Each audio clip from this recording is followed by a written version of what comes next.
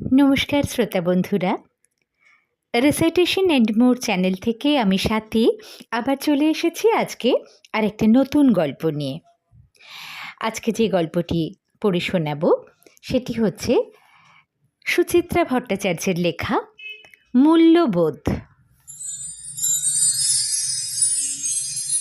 নিতে আসার কথা ছিল 3:30, পাক্কা 3টে চলে এসেছে ছেলেটা। অপেক্ষা করছে নিচে গাড়িতে। ধীরে সুস্থেই তৈরি হচ্ছিলেন অনুপম। ভাঁজ ভাঙা পাঞ্জাবির ওপর কাশ্মীরি জ্যাকেটখানা চড়ালেন। ছাইরঙা পশমি কাপড়ের সুতোর সূক্ষ্ম কারুকাজ, খাসা দেখতে, দামিও। অবশ্যই কেনা নয়, শৌখিন মহার্ঘ বস্তুর পেছনে গ্যাঁটের কড়ি ঢালাটা অনুপমের ধাতে নেই। এক গুণীজন সংবর্ধনায় জ্যাকেটখানা পেয়েছিলেন গত বছর। অনুপম আয়নায় নিজেকে নিরীক্ষণ করলেন একটুক্ষণ। না, পাঞ্জাবির সঙ্গে বেমানান হয়নি। শালও নেবেন কি একটা? কলকাতায় এখনও তেমন শীত পড়েনি, তবে ডিসেম্বরের মাঝামাঝি মফস্বলের দিকে ঠান্ডা তো একটু লাগতেই পারে। থাক সঙ্গে, প্রয়োজন হলে জড়ানো যাবে। সুপ্তি কার সঙ্গে যেন টেলিফোনে কথা বলছে। হ্যান্ডসেটটা নিয়েই ঘরে এলো। মাউথপিসে হাত চেপে বলল, ফিরছ কটায়? দেখি কখন ছাড়া পাই। সোজা ও বাড়ি চলে যাবে নাকি আমরা একসঙ্গে? অনুপমের ভুরুতে হালকা ভাঁজ পড়ল। গত সপ্তাহে মিলির দেওর এসেছে শিকাগো থেকে। বড়দিনটা এদেশে কাটিয়ে জানুয়ারির গোড়াতেই আবার ফিরে যাবে কর্মস্থলে। ছোট পুত্রের গৃহে প্রত্যাবর্তন উপলক্ষে আজ ছোটোখাটো একটা গেট টুগেদারের আয়োজন করেছেন বেআই মশাই। ছেলে আর কত হ্যাঁচর প্যাঁচর করে এরোর বাড়ি ছুটবে, তার চেয়ে বরং আত্মীয় বন্ধুরাই একত্র হয়ে দেখা সাক্ষাতের পালাটা চুকিয়ে যাক। যত সব অকাজের অনুষ্ঠান। কিন্তু না গেলেও তো নয়, মেয়ের শ্বশুর বাড়ি বলে কথা। বইমেলার অজুহাতে লৌকিকতা সামাজিকতা তো আর বিসর্জন দেওয়া যায় না। আবার যে আসরে তিনি মধ্যমণি নন, সেখানে মুখে ইলাস্টিক হাসি টেনে নাড়ু গোপালের মতো বসে থাকাটাও যে কি বিরক্তিকর। অবশ্য অনুপম সেটা ভালোই পারেন, এই যা বাঁচোয়া। পারেন বলেই না তিনি আজ খ্যাতিমান। পারেন বলেই তো ক্ষমতার অলিন্দে আজ তাঁর ঘোরাফেরা। বিরক্তি হঠিয়ে অনুপম মাথা নাড়লেন। না, তুমি চলে যেও, আমার দেরি হতে পারে। আমি নয় সোজাই ও বাড়ি। কেন যে জেনে শুনে অত দূর যেতে আজ রাজি হলে? সুপ্তির গলায় মৃদু অসন্তোষ। কোনো মানে হয় না। কোনো মানে যে হয় না সে তো অনুপমও জানেন। তিনি ফিতে না কাটলে বইমেলা কি চালু হবে না? তবে হ্যাঁ, একটু একটু মানে তো আছেও। খোদ শিক্ষামন্ত্রীর ছোট শালা, বইমেলা কমিটির প্রেসিডেন্ট, তাঁর অনুরোধ উপেক্ষা করা যায় কি? সম্প্রতি একটি প্রবন্ধে রাজ্যের শিক্ষা পদ্ধতি নিয়ে খানিকটা মিঠে করা সমালোচনা করেছিলেন অনুপম। তাতে শিক্ষামন্ত্রী কিঞ্চিত চটেছেন। ওই রাগটায় চটপট গ্যাটিস মেরে দেওয়াই তো ভালো।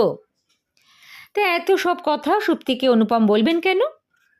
সামান্য হেসে বললেন, দেখলে তো সেদিন কত আশা করে এসেছিল ছেলেগুলো, মুখের ওপর ফিরিয়ে দেব।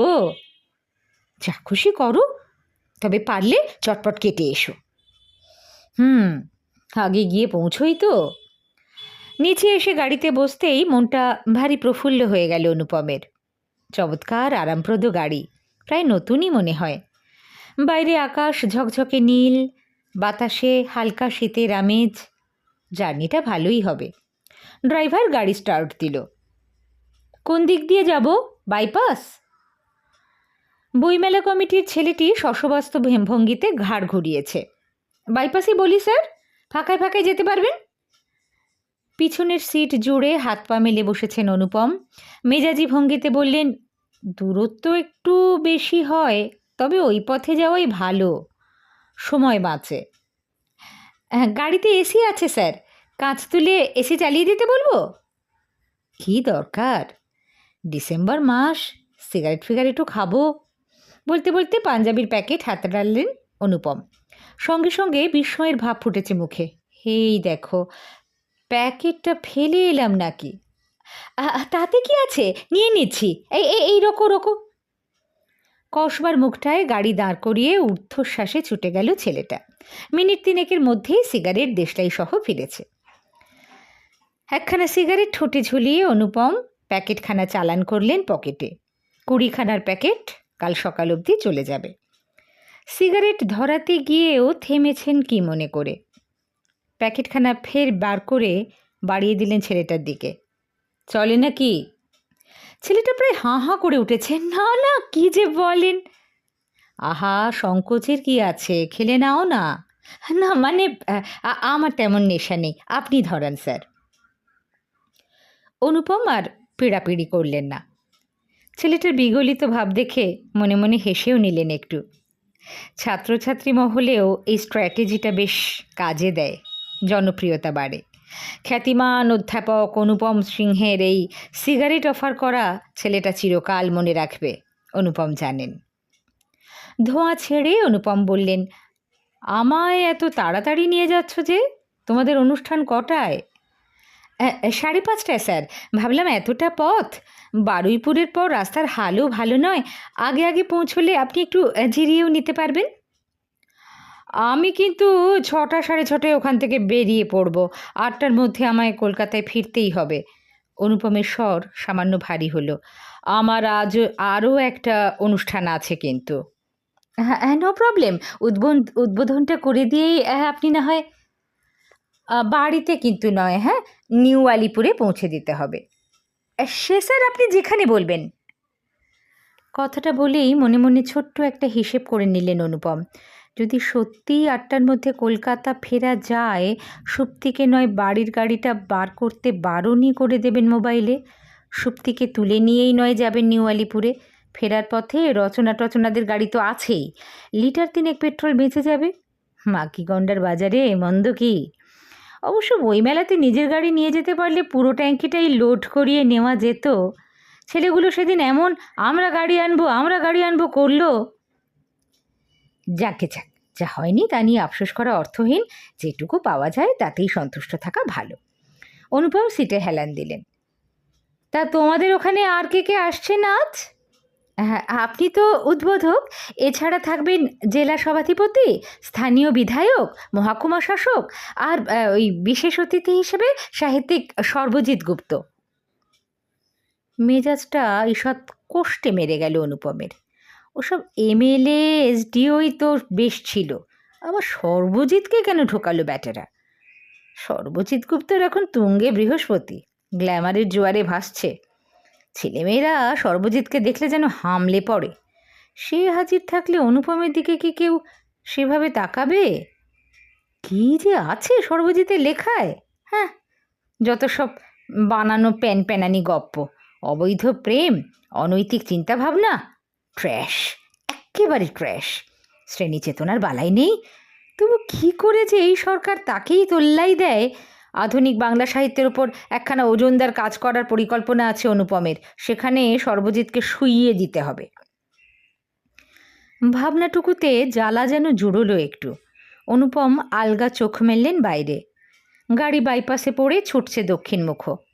ডান দিকে সার বহুতল অট্টালিকা, সঙ্গে বিদেশি কেতার দোকান বাজার, এক একটা খুদে নগরই যেন। অনুপমের এক পুরনো ছাত্র ফ্ল্যাট কিনেছে এদিকে। গৃহপ্রবেশের দিন তাকে সস্ত্রীক নেমন্তন্ন করেছিল। হন্দরে ঠাটবার দেখে অনুপম সুপ্তি দুজনেই হাঁ। তবে বড্ড দাম। একটু হাত পা ছড়িয়ে থাকতে গেলে 30 লাখ 40 লাখ। হলো না, এই জীবনে বোধহয় আর হলো না। অনুপমের চোরা শ্বাস পড়ল একটা। মরুকে যাক, তার বোসপুকুরের 1120 স্কোয়ার ফিটের ফ্ল্যাটটাই বা এমন কি খারাপ? বিদ্বান হিসেবে তার খ্যাতি জুটেছে, পাড়াপড়শি আত্মীয় বন্ধুরা সম্ভবত শ্রদ্ধাভক্তি করে। অভিজ্ঞ হাওয়া মোরগের মতো বাতাসের তালে তালে ঘুরতে পারার গুণে তিনি এখন মোটামুটি কেউকেটা ব্যক্তি। কত মানুষ তাঁর কাছে কৃপাপ্রার্থী হয়ে আসে। আর পাঠ্য বইটই লিখে বাড়তি রোজগারও নেহাত ফেলনা নয়। শান্তিনিকেতনেও একটা ছোটোখাটো আশ্রয় বানিয়েছেন। ছেলে আমেরিকায় পড়ছে, মেয়ের বিয়েতেও সুপ্তি হাত খুলে খরচা করতে পেরেছে। এখন আর 40 লাখি 50 লাখি ফ্ল্যাট কিনে তার কী বা এমন অতিরিক্ত মোক্ষ লাভ হবে? সামনের সিটে ছেলেটি খাড়া হয়ে বসে কাট ভঙ্গিতে। বুঝিবা একটু আগের অপ্রতিভতা এখনও কাটিয়ে উঠতে পারেনি। ছেলেটাকে সহজ করার জন্য কিংবা হয়তো মন থেকে উটকো চিন্তা দূর করার জন্য অনুপম কথা শুরু করলেন। তোমার নামটা কিন্তু এখনো জানা হয়নি ভাই। আমি বিপ্লব স্যার। ছেলেটা ধর্মর করে ঘুরল। বিপ্লব কয়াল। নামটা শুনেই অনুপম আন্দাজ করে ফেললেন ছেলেটির বয়স বছর 30। 70-এর দশক অবধি বিপ্লব নামটা রাখার খুব রেওয়াজ ছিল। আজকাল অবশ্য নামগুলো ঠাট্টার মতো শোনায়। সামান্য হেসে অনুপম বললেন, হ্যাঁ তা ভাই বিপ্লব, তোমাদের ওখানে আজ আর কি কি অনুষ্ঠান আছে? প্রোগ্রাম তো সকাল থেকেই চলছে স্যার। আমাদের পলাশপুরের সমস্ত স্কুলের ছেলেমেয়েরা সকালে জাঠা বের করেছিল প্ল্যাকার্ড ফেস্টুন দিয়ে। স্বয়ং জেলা সভাধিপতি মিছিলে নেতৃত্ব দিয়েছেন। বাহ, খুব ভালো, খুব ভালো। তারপর ধরুন বিকেলে উদ্বোধনী অনুষ্ঠানের পর গান থাকছে, 1 অ্যাক্ট নাটকও হবে, তারপর কবিতা পাঠ। কারা পড়বে? নামী কবি আসছেন কেউ? তেমন বিখ্যাত কেউ নেই স্যার, এই আমরাই। তুমি কবিতা লেখো নাকি? ওই আর কি, চেষ্টা করি। কোলে পড়ে থাকা ঝোলা ব্যাগ থেকে একখানা চটি বই বার করে বাড়িয়ে দিল বিপ্লব। এবার আমার এই বইটা বার হয়েছে স্যার, পড়ে দেখবেন। বাদামি সাদা মলাটে চোখ বোলালেন অনুপম। নোনা মাটির ঘ্রাণ। উল্টুলেন একটা দুটো পাতা। তাতেই যা বোঝার বুঝে গেছেন। ছন্দজ্যোতির মা বাপ নেই, ভাষাও বেশ কাঁচা, নির্ঘাত নিজের পয়সায় ছাপিয়েছে। এই কবিতা লেখার রোগ তাঁকেও ধরেছিল এককালে, সাবধানী মানুষ বলে সামলে নিতে পেরেছেন। তবু বিপ্লবের ওপর একটু যেন মায়া জাগলো। আহা, সংস্কৃতির চর্চাই তো করছে, গুন্ডা বদমাইশি তো আর করছে না। অভিভাবকের সুরে অনুপম জিজ্ঞেস করলেন, তা বিপ্লবের কি করা হয়? একটা প্রাইভেট কোম্পানিতে চাকরি করছি স্যার, আর সঙ্গে এই সাহিত্য চর্চা। মানে কবিতা লেখা? ওটা একটা সাইড স্যার, আরও তো অনেক কিছু করার আছে। আজকালকার ছেলেমেয়েরা তো গল্পের বই পড়েই না, তাদের মধ্যে বই পড়ার অভ্যেস তৈরি করার চেষ্টা করছি। পলাশপুরের লাইব্রেরিকে আরও বড় করার জন্য একটা প্রচেষ্টা চালাচ্ছি। তার সঙ্গে এই বইমেলার আয়োজন করাও একটা বিশাল কাজ তো স্যার। চলুন না, পলাশপুরে গেলেই বুঝবেন আমরা বাংলা সাহিত্য সংস্কৃতিকে রক্ষা করার জন্য কী লড়াইটাই না করে চলেছি। জীবনমুখী গান নিয়ে চিন্তাভাবনা করছি, আমাদের লোক সংস্কৃতির ধারাগুলো যাতে হারিয়ে না যায় তার জন্য একটা সংগঠিত আন্দোলন। সুযোগ পেয়ে দিব্যি লেকচার ঝেড়ে যাচ্ছে তো বিপ্লব। অনুপমের ঘুম পেয়ে যাচ্ছিল।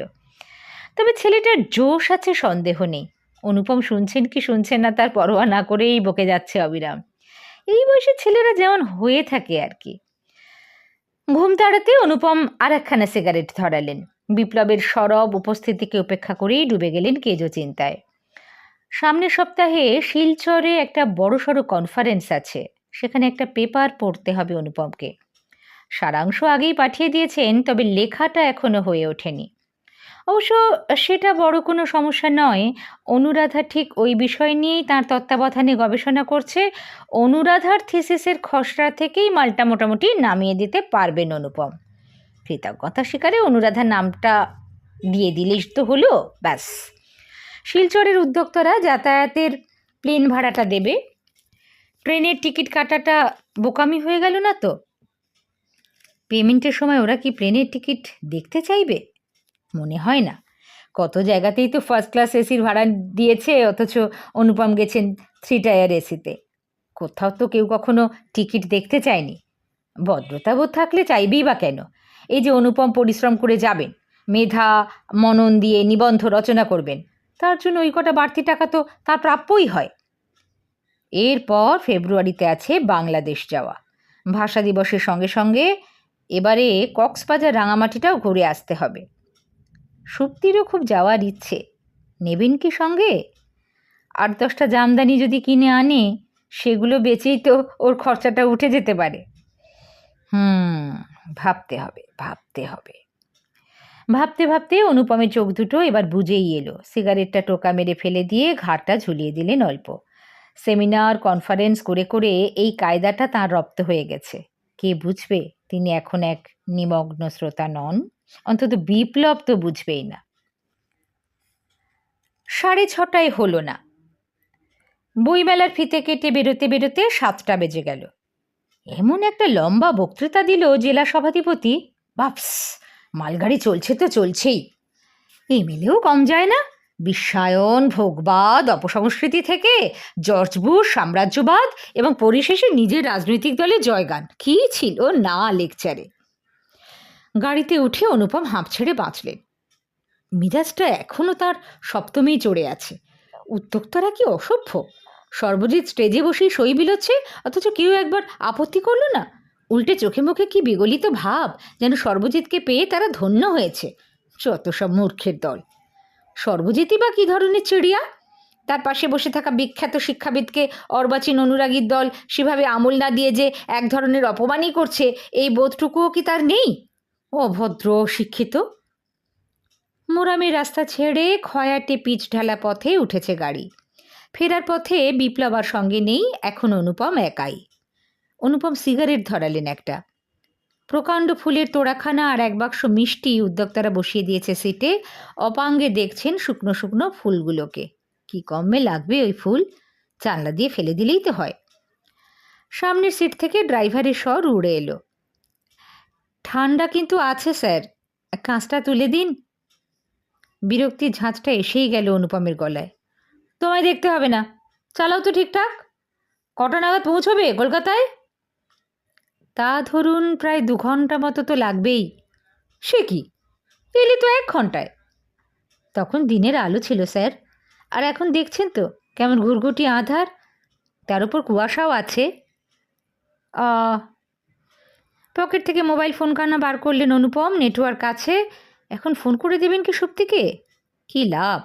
সুপ্তিকে 9টা অবধি বাড়িতে অপেক্ষা করতে বললে এক্ষুনি 4টি কথা শুনতে হবে। আবার ড্রাইভারের গলা, আপনার বক্তৃতাটাই কিন্তু আজ সবচেয়ে ভালো হয়েছে স্যার।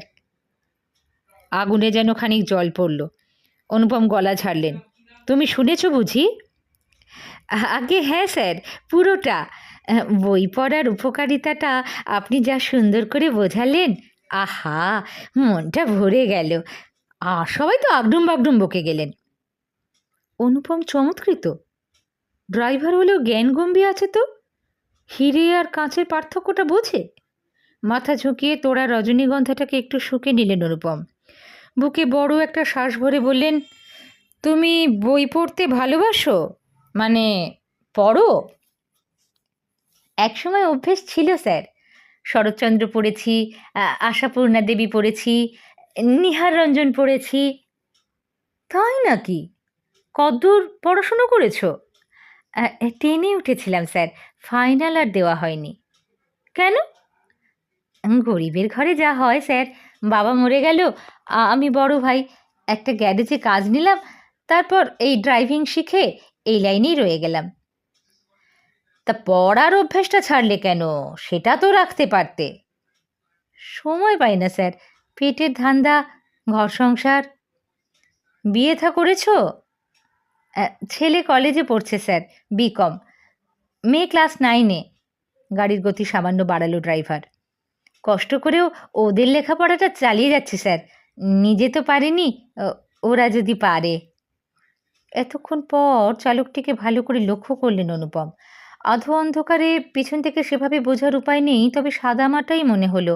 বয়স সম্ভবত 50-এর এপাশ ওপাশ। অনুপম জিজ্ঞেস করলেন, তুমি থাকো কোথায়? আপনার বাড়ির কাছেই, রাজডাঙ্গা। ভাড়া বাড়ি? নিজের বাড়ি কোত্থেকে করবো স্যার। ভেবেছিল সোনারপুরের দিকে মাথা গোঁজার একটা ঠাঁই করব, কিন্তু কী যে মাথায় ভূত চাপলো। নিজে যেটুকু সঞ্চয় ছিল তার সঙ্গে ব্যাংক লোন নিয়ে এই গাড়িখানা কিনে ফেললাম। ব্যাংকের টাকা শোধ না হওয়া পর্যন্ত এখন তো কিছুই করতে পারবো না। অনুপম আবার চমকিত। এমন ঝকঝকে সাজানো এসি গাড়িখানার মালিক ড্রাইভার স্বয়ং। লোকটার এলিম আছে তো। অস্ফুটে বলেই ফেললেন, এই গাড়ি তুমি কিনেছ? ট্যাক্সি চালাতে আর মন চাইছিল না স্যার। ভাবলাম নিজের একটা জিনিসও হবে, স্বাধীন ব্যবসাও করা যাবে। এ গাড়ি আমার জান স্যার, কাউকে স্টিয়ারিং ধরতে দেই না। এখন কি ট্রাভেল এজেন্সিতে খাটাও? খাটাই, আবার সরাসরি ভাড়া নেই। এই তো বিপ্লববাবু যেমন আমার কাছে এলেন, কন্ট্রাক্ট করলেন। বিপ্লবকে তুমি আগে চিনতে? কাজের সূত্রে। ওদের অফিসেও এক দুবার আমার গাড়ি নিয়েছে। ড্রাইভার একটুক্ষণ থেমে রইল, তারপর বলল, বিপ্লববাবুর সঙ্গে আমার মনে ভালো, আমিও মোটামুটি ভালো রেট পাই, বিপ্লববাবুরও একটা পর্তা থাকে। পর্তা থাকে মানে? অনুপম সোজা হয়ে বসলেন। মানে উনি একটা এই কমিশন মতন পান তো। ড্রাইভার নির্বিকার। এই তো এই পলাশপুর যাওয়া আসা বইমেলা কমিটির থেকে বিপ্লববাবু নিয়েছেন 1000, আমায় দিলেন 800। সাহিত্য সংস্কৃতি নিয়ে থাকেন, ভারী সৎ লোক, আমার সঙ্গে অন্তত কোনো লুকোছাপা করেন না। অনুপম স্তম্ভিত। ছেলেটা যাওয়ার সময় অত বাগাড়ম্বর করছিল, অথচ ভেতরে ভেতরে এই কমিটির টাকা মারে। বিড়বিড় করে অনুপম বলে উঠলেন, এটা কিন্তু অত্যন্ত অন্যায় কাজ। নিজেদেরই বইমেলা, সেখান থেকে টাকা কামাচ্ছে। হর্ন বাজিয়ে ছোট্ট একটা জনপদ পার হচ্ছে গাড়ি। তার মধ্যে এই কথাটা কানে গেছে ড্রাইভারের। গিয়ার বদলাতে বদলাতে বলল, হ্যাঁ, অন্যায় কেন স্যার? গাড়ি ঠিক করার পরিশ্রমটা উনি করলেন, আপনার আসা যাওয়া সুন্দর বন্দোবস্ত হয়ে গেল, বইমেলা কমিটির কোনো ঝক্কি রইল না। এত কিছুর জন্য ওই কটা টাকা তো ওর প্রাপ্য হয় স্যার, হে তো আজকাল সকলেই নেয়। কথাগুলো কোথায় গিয়ে যেন বাজলো অনুপমের। বড্ড চেনা চেনা যুক্তি, ভীষণ চেনা। অনুপম গুম হয়ে গেলেন। ড্রাইভার টুকটাক কথা চালিয়ে যাচ্ছে, হুঁ হাঁ করছেন শুধু। রাত 9:30 বাজিয়ে দিয়ে নিউ আলিপুরে পৌঁছলো গাড়ি।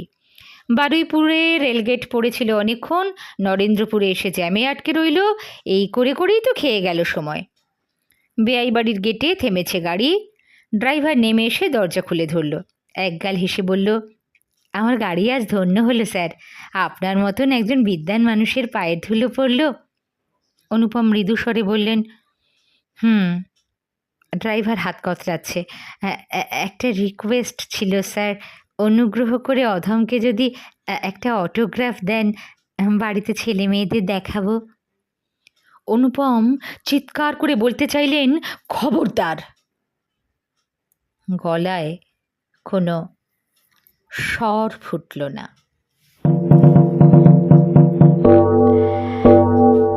হ্যাঁ, শুনছিলেন সুচিত্রা ভট্টাচার্যের গল্প মূল্যবোধ।